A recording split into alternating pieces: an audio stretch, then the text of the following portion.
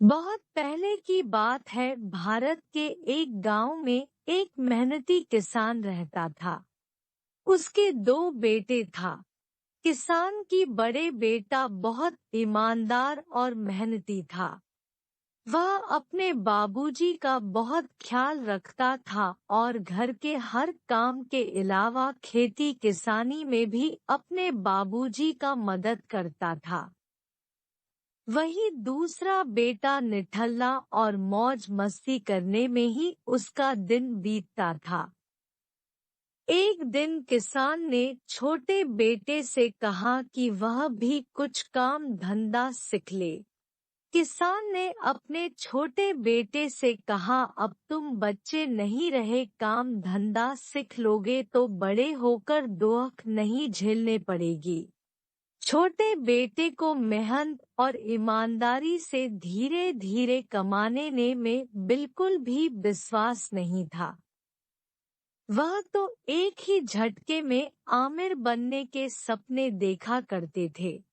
इसलिए उसने अपने बाबूजी से कहा, पिताजी, मैं अलग तरह से कमाई करना चाहता हूँ और आप लोगों से अलग व्यापार करके अलग ही रहना चाहता हूँ। इसलिए मुझे कुछ पैसे दे दीजिए, उसे मैं व्यापार करना चाहता हूँ। बेटे की बात सुनकर पिताजी को थोड़ा बुरा तो लगा, लेकिन उसने सोचा कि इसी बहाने वह भी कुछ सीख लेगा और काम करने लगेगा। तो उस किसान ने कहा, बेटा, मेरे पास इतना पैसा तो नहीं है जो तुझे दे सकूं, पर मैं तुम्हें एक मटकी अच्छी देशी घी का दूंगा। उसे तुम बाजार में ले जाकर बेचना, उससे तुम्हें अच्छी कीमत मिलेगा, जिससे तुम्हें व्यापार करने में मदद मिलेगा। बेटा इसमें राजी हो गया, यह सोचकर कि देशी घी का बहुत अच्छा कीमत मिलेगा। वह दूसरे दिन सुबह सुबह एक बड़ी मटकी में देशी घी अपने सर पर लड़कर निकल पड़े शहर की ओर। वह सिर पर घी का मटका और सिर में स्वप्न लिए चलता रहा था। मुझे घी की अच्छी कीमत मिलेगी। मैं उस पैसे का क्या करूँगा जो मैं कमाने जा रहा हूँ? उसने आश्चर्य से सोचा। तभी बकरियों का एक झुंड उधर से गुजरा। मैं एक जोड़ी बकरी खरीद सकता हूँ। बकरी के बच्चे होंगे। मैं अच्छे पैसों के लिए बकरियों के बच्चों को बेचूंगा।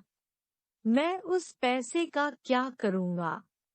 किसान के बेटे को आश्चर्य हुआ।